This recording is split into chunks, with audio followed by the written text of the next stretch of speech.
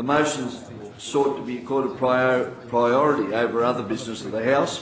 I call the member for Hornsby to give reasons why his motion should have priority over the business of the House.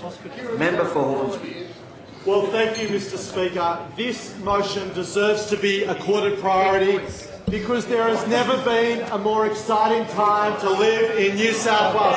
Never been a more exciting time to live in New South Wales, and today's budget confirms exactly that. The AAA credit rating is entrenched.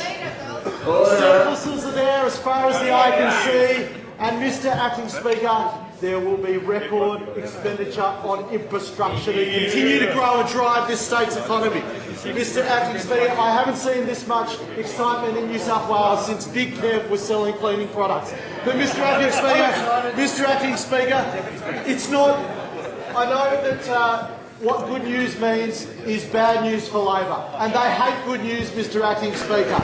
And I saw the Shadow Treasurer come out during the week to make his contribution to the budget debate, and he made the contribution in the South Coast Register.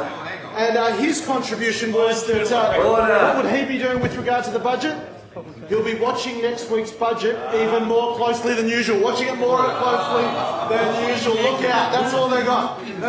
Well, let me tell you what to look out for. Record spending on infrastructure. Billions of dollars going into congestion-busting projects like West Connects and North Connects. Public transport projects like Sydney Metro. Record spend on hospitals and education. But Mr. Acting Speaker, it wasn't all a policy-free zone on the other side. It wasn't all a policy-free zone, Mr. Acting Speaker. I saw in the Sydney Morning Herald the man that casts himself as a thinker, not a brawler, Luke Foley, the self-described champion in the arena of big ideas, the man that argues that he is that because it plays to his strength. In fact, it's how he got the job. He came out with his budget idea. Mr. Acting Speaker, let me tell you what it is. You're interested to hear what it is? This is huge. The big thinker, the man that's competing in the ideas arena, he's come up with a budget-busting idea. It's called car access to Mrs. Macquarie's chair would be blocked. Car access to Mrs. Macquarie's chair.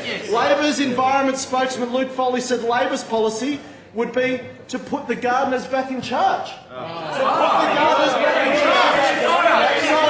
we're making New South Wales #1 again, he's putting the gardeners back in charge. Mr. Acting Speaker. Look, Mr. Acting Speaker, the reality is that this government spent 5 years growing our economy, fixing our budget, and delivering outcomes for residents all across New South Wales. That's what we'll continue to do. And the only people that won't be excited about that, Mr. Acting Speaker, are those sitting opposite.